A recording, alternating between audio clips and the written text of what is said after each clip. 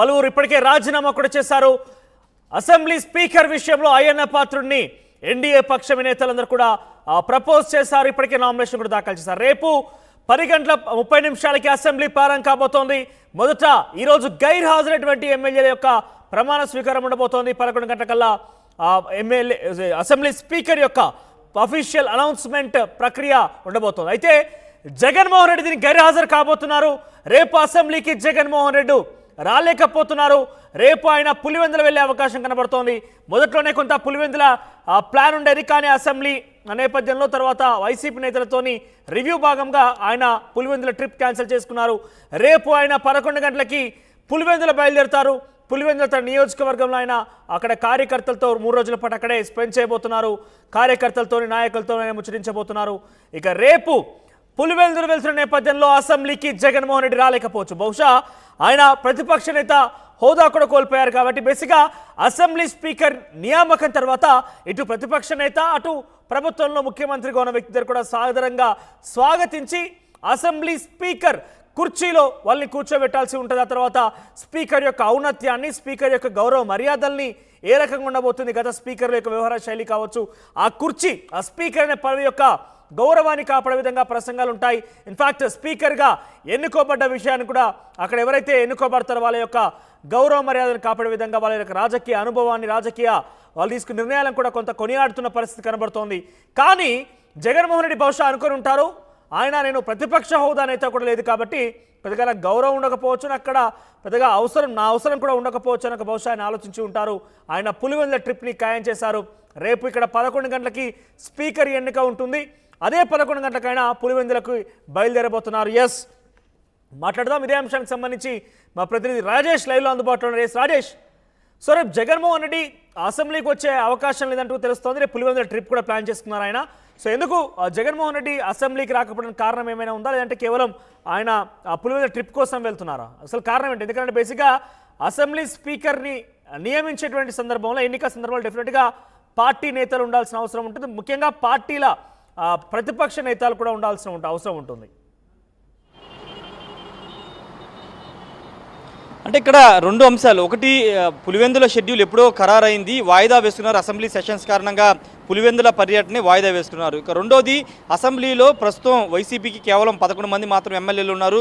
ప్రతిపక్ష హోదా కూడా వైసీపీకి లేదు. కాబట్టి ఇప్పుడు ఆల్రెడీ ప్రపోజల్ అంటే అయ్యన్న పాత్రుడు స్పీకర్గా నామినేషన్ దాఖలు చేశారు. 164 మంది సభ్యులు ఉన్నారు. కాబట్టి ఆయన పదవి దాదాపుగా ఏకగ్రీవం కాబోతుంది. ఎందుకంటే సాయంత్రం 4 గంటల వరకు టైం ఉంది. 4 గంటల వరకు ఎవరు కూడా కేవలం అయ్యన్న పాత్రుడు నామినేషన్ దాఖలు చేశారు, మిగతా ఎవరు నామినేషన్ దాఖలు చేయలేదు. కాబట్టి దాదాపుగా అయ్యన్న పాత్రుడు ఏకగ్రీవం కాబోతున్నారు. రేపు 11 గంటలకి స్పీకర్గా ఆయన్ని నియమించబోతున్నారు. ఈ నేపథ్యంలో ప్రతిపక్ష హోదా కూడా లేదు. కాబట్టి ఇప్పుడు స్పీకర్ ఎన్నికల్లో పెద్దగా ఇప్పుడు వైసీపీ ఎమ్మెల్యేల పాత్ర పెద్దగా ఉండదు. కాబట్టి జగన్ రేపు అసెంబ్లీకి రావట్లేదనేది తెలుస్తుంది. అయితే రేపు ఉదయం 11 గంటలకి ఆయన తాడేపల్లి నివాసం నుండి బయలుదేరి గన్నవరం ఎయిర్పోర్ట్ చేరుకుని అక్కడి నుంచి ప్రత్యేక విమానంలో కడప వెళ్తారు. కడప నుంచి పులివెందులకి 1:30కి ఆయన చేరుకుంటారు. 3 రోజుల పాటు పులివెందులు ఉంటారు. ముఖ్యంగా రాయలసీమ జిల్లా సంబంధించినటువంటి నేతలందరితో 3 రోజుల పాటు ఆయన చర్చించబోతున్నారు.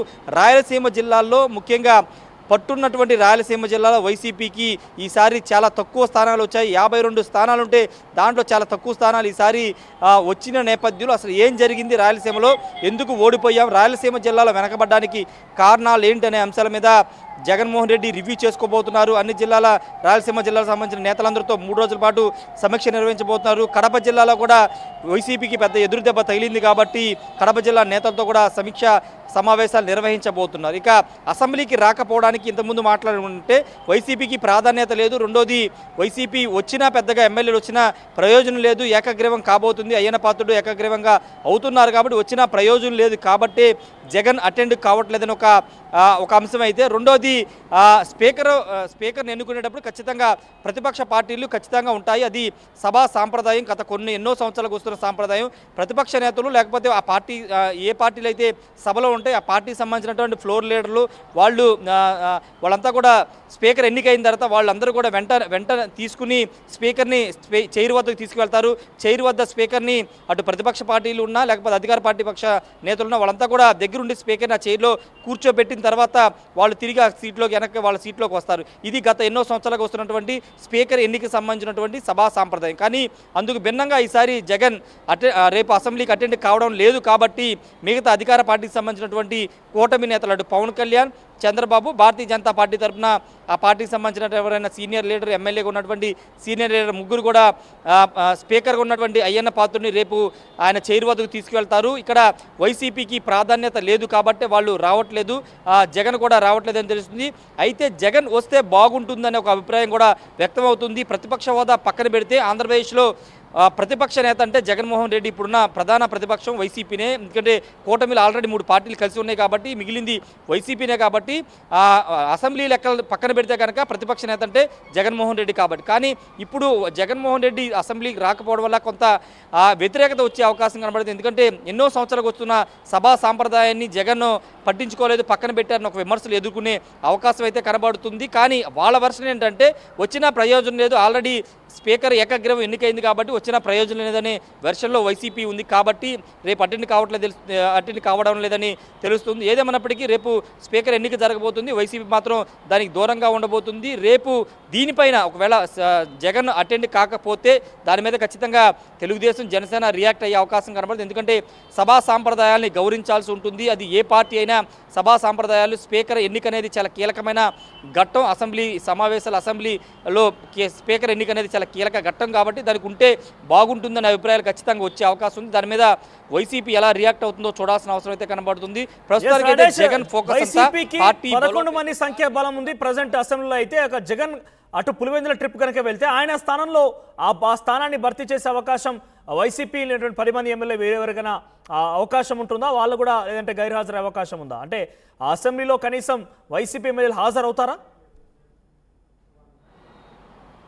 దాని మీద కూడా ఇంకా స్పష్టత రాలేదు. జగన్ రావట్లేదని తెలుస్తుంది కాబట్టి జగన్ రాకపోయినా మిగతా ఎమ్మెల్యేలు 10 మంది ఎమ్మెల్యేలు వస్తారా, స్పీకర్ ఎన్నికల్లో పాల్గొంటారనే దానిపై ఇంకా స్పష్టత రాలేదు. జగన్ రావడం లేదు కాబట్టి మిగతా వాళ్ళు అటెండ్ కారా, లేకపోతే జగన్కి ఆల్రెడీ పులివెందుల షెడ్యూల్ ఖరారైంది కాబట్టి అటు వెళుతున్నారు కాబట్టి మిగతా ఎమ్మెల్యేలు ఉన్న ఎమ్మెల్యేలు మిగతా 10 మంది ఎమ్మెల్యేలు పెద్దిరెడ్డి రామచంద్రరెడ్డి సీనియర్ పొలిటీషియన్ ఉన్నారు, ఆయన వచ్చి జగన్ ప్లేస్లో ఏమైనా ఆ పాత్ర పోషిస్తారా లేదనేది తెలియాల్సి ఉంది. ప్రస్తుతానికైతే మిగతా ఎమ్మెల్యేలు వస్తారా అనే దానిపై ఇంకా స్పష్టత లేదు. జగన్ అయితే రేపు పులివెందులో 3 రోజుల పాటు అక్కడే ఉండే అవకాశం ఉంది జగన్మోహన్ రెడ్డికి సంబంధించి. సో షెడ్యూల్ ఏంటి, ఆయన ఎవరెవరితో భేటీ కాబోతున్నారు, ఎటువంటి రివ్యూస్ కండక్ట్ చేయబోతున్నారు?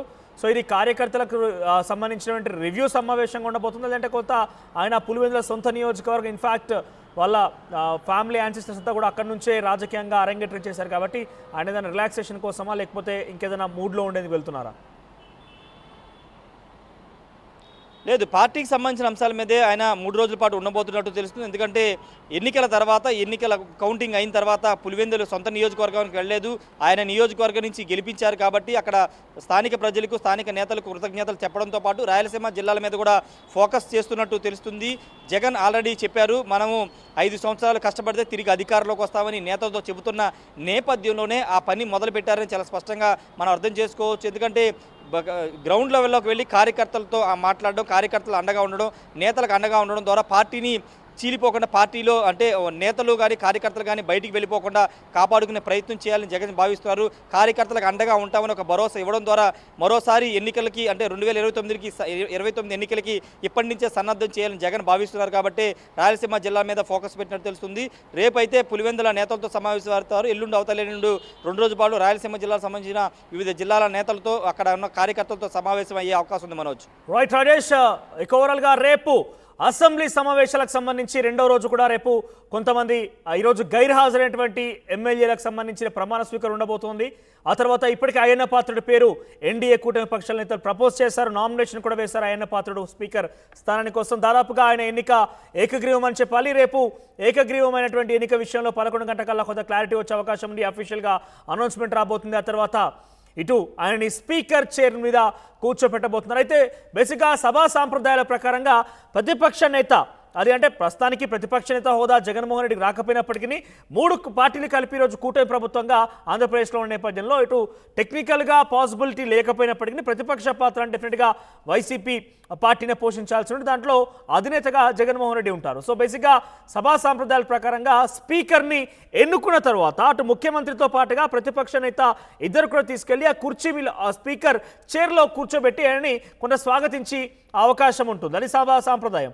తర్వాత స్పీకర్ యొక్క ఔన్నత్యాన్ని, స్పీకర్ యొక్క గౌరవ మర్యాదల్ని, సభలో స్పీకర్ వ్యవహరించాల్సిన తీరుని కొనియాడుతూ అక్కడ స్పీకర్ కుర్చీలు ఎవరైతే ఎన్నుకోబడ్డారో వాళ్ళ విషయంలో కూడా కొంత రాజకీయ అనుభవం కావచ్చు, రాజకీయంగా అతను తీసుకున్న నిర్ణయాలు కావచ్చు, బేసిక్గా సీనియర్లే ఉంటారు కాబట్టి వాళ్ళ యొక్క రాజకీయ ఔన్నత్యాన్ని, రాజకీయంగా వాళ్ళని కీర్తిస్తూ కూడా కొన్ని ప్రసంగాలు, కొన్ని సమావేశాలు ఉంటాయి. అక్కడ కొన్ని మాటలు, చర్చా కార్యక్రమాలు కూడా నడుస్తూ ఉంటాయి. కానీ జగన్ దానికి గైర్హాజరవుతున్నారు. రేపు జగన్మోహన్ రెడ్డి అసెంబ్లీకి రావడం లేదు. మరి ఆయన తరపున కనీసం వైసీపీ పార్టీ సంబంధించి గెలిపొందినటువంటి మిగిలినటువంటి 10 మంది ఎమ్మెల్యేనా హాజరవుతారా? దాంట్లో సీనియర్గా ఉన్న రామచంద్రారెడ్డి జగన్ పాత్ర, జగన్ లేనటువంటి లోటుని ఆయన తీర్చబోతున్నారు. ఎందుకంటే స్పీకర్ని గౌరవించడం కావచ్చు, ఆయన ఎన్నికల్లో పాల్గొనడం కావచ్చు, ఆయన మర్యాద పూర్వకంగా పాల్గొనబోతున్నారు. లేదంటే వాళ్ళు కూడా గైర్హాజరయ్యే అవకాశం ఉందా చూడాల్సిన అవసరం అయితే ఉంది. కొంత ప్రశ్నలు అయితే ఉత్పన్నమవుతున్నాయి ఈ విషయంలో. ఇక రేపు పులివెందుల టూర్ ప్లాన్ చేస్తున్నారు మాజీ ముఖ్యమంత్రి జగన్మోహన్ రెడ్డి. రేపైన పులివెందుల వెళ్తారు. పులివెందుల్లో 11 గంటలకి ఇక్కడ తాడేపల్లిగూడెం తన నివాసం నుంచి బయలుదేరుతారు. తర్వాత గన్నవరం ఎయిర్పోర్ట్ నుంచి నేరుగా పులివెందుల చేరుకుంటారు. అక్కడి నుంచి ఆయన 3 రోజుల పాటు అక్కడే ఉండబోతున్నారు. 3 రోజుల్లో పార్టీ కార్యకర్తలు, నాయకులతో ఆయన రివ్యూలో పాల్గొంటారు. ఇన్ఫాక్ట్ అక్కడ పులివెందులు తను గెలిపించిన ప్రజలతో కూడా ఆయన కొంత ముచ్చటించి ఆయన గెలిపించినందుకు ధన్యవాదాలతో కూడా తెలిపే అవకాశం కూడా ఉండబోతుంది. చూద్దాం మరి అక్కడ పులివెందులు ఎటువంటి ప్లాన్స్ చేసుకున్నారు, దానికి సంబంధించి ఏ రకంగా ఉండబోతుందో చూడాల్సిన అవసరం అవుతుంది. ఇక రేపు తిరిగి అసెంబ్లీ ప్రారంభం కాబోతుంది. 10 గంటల 30 నిమిషాలకి అసెంబ్లీ ప్రారంభమవుతుంది. ఆ తర్వాత ప్రమాణ స్వీకార కార్యక్రమం, ఆ తర్వాత తిరిగి అయ్యన్న పాత్రుడి యొక్క అసెంబ్లీ స్పీకర్ ఎన్నిక ఉండబోతోంది.